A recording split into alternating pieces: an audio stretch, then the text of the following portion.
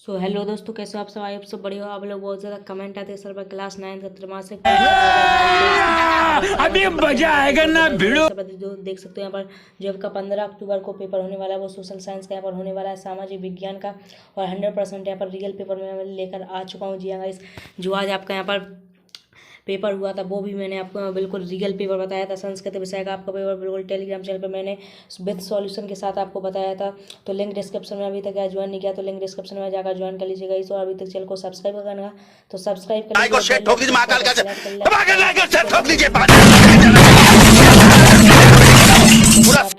23 आने वाले हैं, समय आपका 3 आवर्स का रहने वाला है। गाइस जो आपका पूर्णांक है वो 75 नंबर का यहाँ पर रहने वाला है। और रोल नंबर सबसे पहले आपको फ्लिप करना है। तो यहाँ पर दोस्तों 923 बी सेट आपका, और सामाजिक विज्ञान 300 100% गाइस। जिस बिजली में यहाँ पर बी सेट आ रहा है गाइस, बिल्कुल 100% आपका रियल पेपर बता रहा हूँ गाइस, जो आपका कल 15 तारीख को यहाँ पर देखने के लिए मिलेगा। तो चलते हैं, वीडियो स्टार्ट करते हैं। सो दोस्तों, उससे पहले अभी तक दोस्तों से शेयर नहीं किया इस वीडियो को तो शेयर कर दीजिए। तो यहाँ पर आपको निर्देश वगैरह पढ़ लेना है। सो आपको यहाँ पर देखते हो यहाँ पर निर्देश वगैरह आपको यहाँ पर पढ़ लेना है। तो इसके बाद यहाँ पर क्वेश्चन नंबर 1 देखते हैं। तो क्वेश्चन नंबर 1 है आपका यहाँ पर सही विकल्प चुनकर आपको यहाँ पर लिखना है। पहला क्वेश्चन है आपका, जो आपके 6 नंबर में सही विकल्प आने हैं वो देख लेते हैं। भारत का क्षेत्रफल विश्व के कुल क्षेत्रफल का कितना है? तो कितना है, तो यहाँ पर ऑप्शन दिए गए हैं। तो सो गाइस यहाँ पर यह पार्ट 1 है, पार्ट 2 में इसका विद सॉल्यूशन के साथ आपको बताया जाएगा गाइस। तो यहाँ पर चलते हैं क्वेश्चन नंबर, आप यहाँ पर केवल नोट करते जाइए, इसका सॉल्यूशन मैं आपको नेक्स्ट वीडियो में दूंगा। तो फटाक से चैनल को अभी तक सब्सक्राइब नहीं किया तो सब्सक्राइब कर लीजिए, और बेल नोटिफिकेशन कॉल पर सेलेक्ट नहीं किया तो सेलेक्ट कर लीजिए, ताकि सबसे पहले आप तक वीडियो पहुँच सके।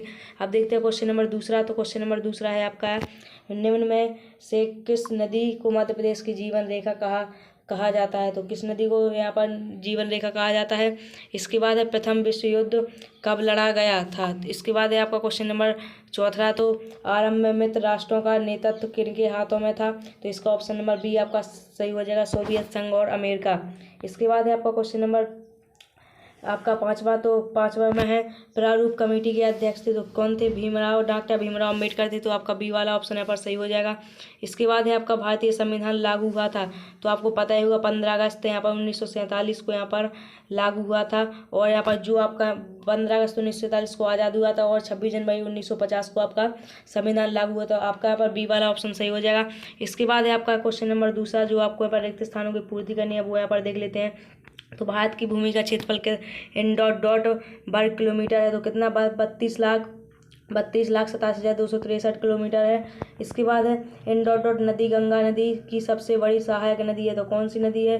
तो उसके बारे में आपको लिखना है। कार्ल मार्क्स ने इन नामक ग्रंथ की रचना की।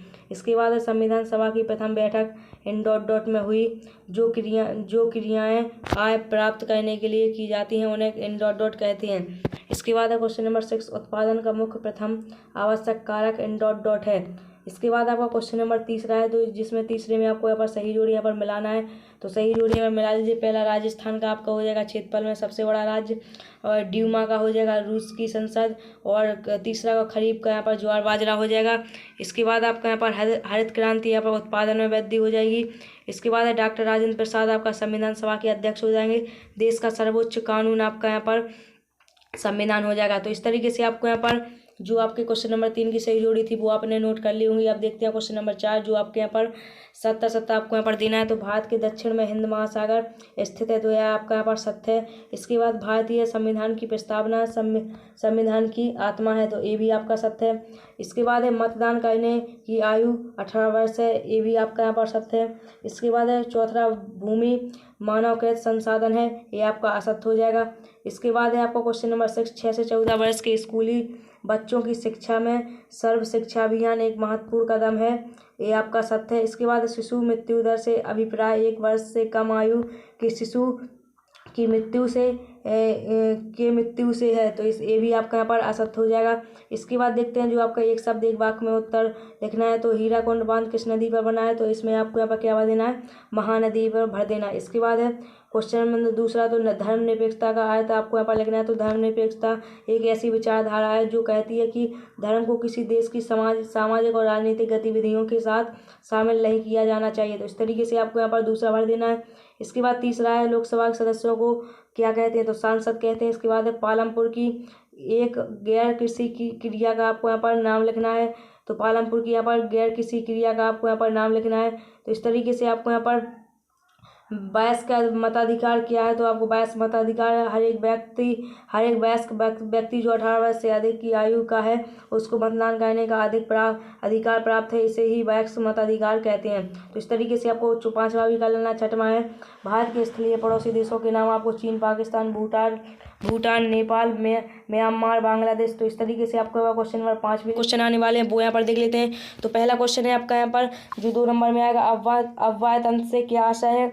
और जो आपका 8वां में है गंगा नदी की सहायक नदियों के आपको नाम लिखना है। जो गंगा की सहायक नदियाँ हैं उनके नाम लिखना है। इसके बाद क्वेश्चन नंबर 7 है युगफोक का क्या अर्थ है? युगफोक का क्या अर्थ है? इसके बाद आपका यहाँ पर क्वेश्चन नंबर 8 है मताधिकार किसे कहते हैं? जो आपका 2 नंबर में क्वेश्चन आएगा। और इसके बाद क्वेश्चन नंबर 9 है सेवा क्षेत्र क्या है? और अथवा में दिया गया है बेरोजगारी शब्द की व्याख्या आपको करना है। और गाइस आपका यहाँ पर नेक्स्ट पेपर जो होने वाला है वो 18 तारीख को होना है आर्ट वालों का, समाजशास्त्र का। तो वो भी आपको यहाँ पर रियल पेपर मिल जाएगा। तो आपको यहाँ पर टेंशन लेने की बात नहीं। कोई भी क्लास के स्टूडेंट हो गाइस, आप यहाँ पर एक बार कमेंट करके जरूर बताना। 9th और 10th के तो यहाँ पर पेपर लास्ट 15 तारीख को ही खत्म हो जाएंगे। 11th और 12th के यहाँ पर बचे हुए हैं। तो गाइस अगर 11th 12th के स्टूडेंट देख रहे हैं तो आप यहाँ पर चैनल को सब्सक्राइब कर लेना, क्योंकि आपका समाजशास्त्र का पेपर होने वाला है, वो भी आपको रियल प्रोवाइड कराया जाएगा। इसके बाद आपको क्वेश्चन नंबर 10। तो क्वेश्चन नंबर 10 में है आपका फ्रांस की क्रांति को किन दार्शनिकों ने प्रभावित किया?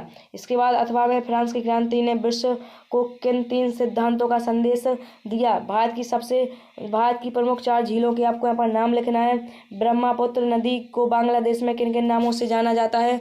इसके बाद है क्वेश्चन नंबर 12। तो क्वेश्चन नंबर 12 में है भारतीय संविधान की आपको विशेषताओं का वर्णन करना है, कोई 2। इसके बाद है आपका क्वेश्चन नंबर 13। क्वेश्चन नंबर 13 में भारत में सर्वाधिक गरीब जनसंख्या वाले 3 राज्यों के आपको नाम लिखना है। जो भारत में सर्वाधिक गरीब जनसंख्या वाले राज्य हैं उनके नाम लिखना है। अथवा में दिया भारत के 3 राज्यों के नाम बताइए जहां निर्धनता अनुपात सबसे कम है। इसके बाद मानसून शब्द की उत्पत्ति किस से हुई तथा इसका शाब्दिक अर्थ आपको यहाँ पर लिखना है। और अथवा में दिया गया है जलवायु नियंत्रण के 2 प्रमुख कारकों को आपको यहाँ पर लिखना है। इसके बाद आपका क्वेश्चन नंबर यहाँ पर देखते हैं 15। तो क्वेश्चन नंबर 15 में तालाबंदी से क्या तात्पर्य है? और अथवा में दिया गया रेडिकल समूह के विचारों को आपको समझाना है। और इसके बाद आपका क्वेश्चन नंबर 16। तो वाइमर गणराज्य के सामने क्या समस्याएं थीं? तो इस तरीके से आपको यहाँ पर क्वेश्चन नंबर 16 कंप्लीट कर लेना है। इसके बाद क्वेश्चन नंबर 17 नदियां अर्थव्यवस्था को कैसे प्रभावित करती हैं, व्याख्या कीजिए। तो यहाँ पर हिमालय से निकलने वाली नदियों की आपको विशेषताएं बताना है। इसके बाद है आपका यहाँ पर क्वेश्चन नंबर 18। तो क्वेश्चन नंबर 18 है आपका यहाँ पर चुनाव संबंधी निम्नलिखित सभी गतिविधियों की सूची बताइए। तो इस तरीके से आपको यहाँ पर एक क्वेश्चन भी कंप्लीट कर लेना है। इसके बाद है क्वेश्चन नंबर 19 मानव पूंजी निर्माण में स्वास्थ्य की क्या भूमिका है? इसके बाद है शिक्षित बेरोजगारी भारत के लिए एक विशेष समस्या क्यों है? इसके बाद क्वेश्चन नंबर 20 विश्व के मानचित्र में निम्नलिखित को प्रदर्शित कीजिए। कर्क रेखा, प्रधान मानक, यमोत्तर, लक्षद्वीप। जो आपका 3 नंबर में क्वेश्चन आएगा। इसके बाद है आपका नंदा देवी। इसके बाद है आपका क्वेश्चन नंबर 21 नदी प्रदूषण को नियंत्रित करने हेतु आप अपने सुझाव दीजिए। तो यहाँ पर नदी प्रदूषण को नियंत्रित करने हेतु अपने सुझाव को यहाँ पर लिखना है। अथवा में दिया गया है प्रायद्वीपीय पठार के पूर्व और पश्चिमी की ओर बहने वाली नदियों की आपको तुलना करना है। इसके बाद क्वेश्चन नंबर 22 भारत का उदाहरण देते हुए लोकतंत्र और गरीबी पर एक लेख लिखिए। इसके बाद सरकार के अन्य रूपों की अपेक्षा लोकतंत्र को हम अधिक पसंद करते हैं, क्यों? तो इस तरीके से आपका क्वेश्चन नंबर 22 हो गया। आप देखते हैं क्वेश्चन नंबर 23। तो क्वेश्चन नंबर 23 है आपका प्रच्छन्न और मौसमी बेरोजगारी से मैं आपको यहाँ पर अंतर लिखना है, जो आपका लास्ट क्वेश्चन था। सो गाइस यार वीडियो कैसी लगी? वीडियो अगर पसंद आई तो वीडियो एक लाइक कर दे। चैनल को अभी तक सब्सक्राइब करने का तो सब्सक्राइब कर लीजिए और बेल नोटिफिकेशन कॉल पर सेलेक्ट कर लीजिए ताकि सबसे पहले आप तक वीडियो पहुंच सके। इसकी सॉल्यूशन की भी आपको यहाँ पर नेक्स्ट वीडियो मिल जाएगी। तो उसके लिए अभी तक चैनल को सब्सक्राइब नहीं किया तो सब्सक्राइब कर लीजिए और टेलीग्राम चैनल को ज्वाइन नहीं किया तो क्या करो, वीडियो की डिस्क्रिप्शन में लिंक है, आपको यहाँ पर जाकर यहाँ पर ज्वाइन कर लीजिए टेलीग्राम चैनल को, क्योंकि वहीं पर आपको सबसे पहले रियल पेपर मिल जाता है। इस सॉल्यूशन के साथ यहाँ पर मिल जाता है। तो चलते हैं फिर मिलते हैं नेक्स्ट वीडियो में।